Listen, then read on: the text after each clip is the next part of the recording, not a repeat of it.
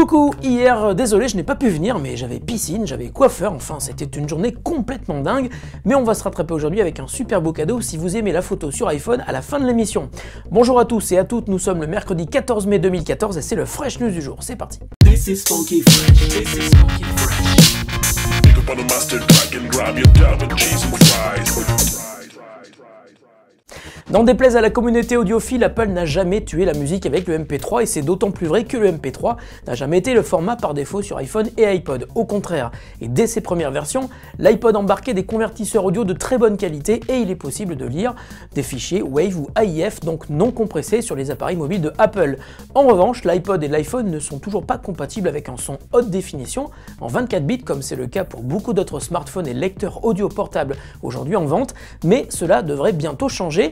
Ainsi, on apprend aujourd'hui que Apple devrait introduire le son HD 24 bits 96 kHz dans iOS 8. Celui-ci serait accompagné d'une nouvelle version de ses écouteurs intra-auriculaires et de son port Lightning permettant de transmettre le son HD aux accessoires certifiés compatibles pour iPhone. Et pour boucler la boucle, Apple devrait introduire la vente de fichiers audio haute définition dans iTunes et n'y voyez bien entendu aucun lien avec le possible rachat de Beats électroniques car comme vous le savez sans doute, les produits de la marque Beats ne sont en aucun cas de qualité audiophile. Nous en saurons plus dès le 2 juin lors de la conférence développeur de Apple. Toujours à la reconquête de la première place du podium des webmails perdus au détriment de Gmail, Microsoft fait des efforts louables pour améliorer Outlook.com. Cette semaine, une nouvelle mise à jour vient apporter des fonctionnalités qui sont d'ailleurs très largement inspirées du webmail de Google. Ainsi, depuis ce matin, Outlook.com offre désormais la possibilité d'organiser ses emails grâce aux règles de tri avancées qui permettent de classer les messages selon leur date d'arrivée, leur expéditeur et leur statut, lu ou non lu. Ainsi, il est par exemple possible de mettre en avant un message envoyé par votre patron depuis moins de 3 jours et de l'afficher tout en haut de votre boîte de réception. Ceci n'est qu'un exemple parmi tant d'autres qui pourront être mis en pratique grâce à la combinaison des conditions. De plus, et là aussi en s'inspirant des bonnes pratiques de Gmail, il est possible de lancer un chat Skype, Messenger ou Facebook depuis un clic droit sur un utilisateur.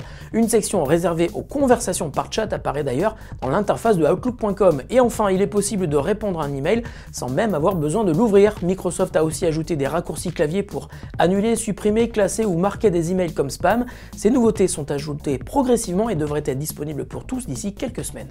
Si Android est logiquement le premier servi pour les mises à jour Google Now, c'est aujourd'hui au tour de iOS de bénéficier de la version 4 de la recherche Google.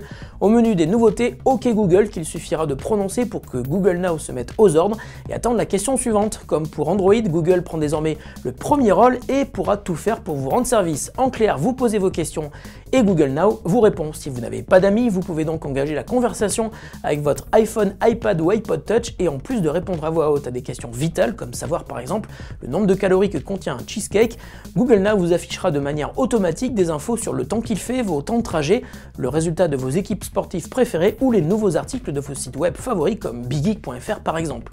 Dispo sur iOS 7 depuis hier soir, la recherche Google en version 4 est sans doute déjà mise à jour sur votre smartphone, alors on vous laisse aller vous amuser à lui poser quelques questions cruciales, mais après l'émission bien sûr. Et la question du jour nous vient de Tristan qui vient de changer de Mac et sur lequel il aimerait bien récupérer toute la musique stockée sur son iPod. Mais évidemment, quand il branche son iPod sur son Mac, iTunes lui propose de tout effacer, alors surtout ne le fais pas, ton iPod serait effectivement vidé, tu perdrais toutes tes musiques. C'est d'ailleurs un gros défaut que n'a jamais corrigé Apple. Pour récupérer toutes les musiques de ton iPod, on te conseille l'excellente appli gratuite dTune. Tu l'installes et dès que ton iPod ou ton iPhone est branché, tu vois apparaître toutes les musiques mais aussi les playlists contenues dans ton appareil. Tu peux ainsi tout sélectionner et faire un glisser-déposer de tout le contenu de ton iPod vers ton Mac. L'idéal est de tout copier vers un dossier temporaire que tu vas créer sur ton bureau. Ensuite, depuis iTunes, il te suffira d'importer le contenu de ce dossier que tu pourras ensuite supprimer. On te conseille d'en profiter pour faire une sauvegarde de ta bibliothèque musicale. Il est toujours rassurant de savoir que tu pourras ainsi retrouver tous les albums de Patrick Sébastien que tu as achetés s'il t'arrive un pépin sur ton Mac ou ton iPod. Ne nous remercie pas, ça nous fait super plaisir de pouvoir t'aider. Vous n'avez pas eu de Fresh News hier et dans les quelques semaines qui viennent, il risque d'y avoir encore des jours sans émission. Alors puisque c'est comme ça, c'est aujourd'hui le jour au hasard des cadeaux et ce matin, je vous propose de gagner un kit macro pour iPhone de marque Holoclip. Ça vaut quand même dans les 70 €, ça marche très bien et ça va vous permettre de faire des photos macro incroyables avec un iPhone 5 ou 5S. Pour tenter de le gagner, il va falloir retweeter le message que le compte Big Geek Vidéo va poster à exactement midi et on effectuera un tirage au sort demain matin. Fresh News, c'est fini pour aujourd'hui. On se retrouve demain, donc ça c'est promis, pour de nouvelles actus de la planète high-tech. Salut à tous et bonne journée.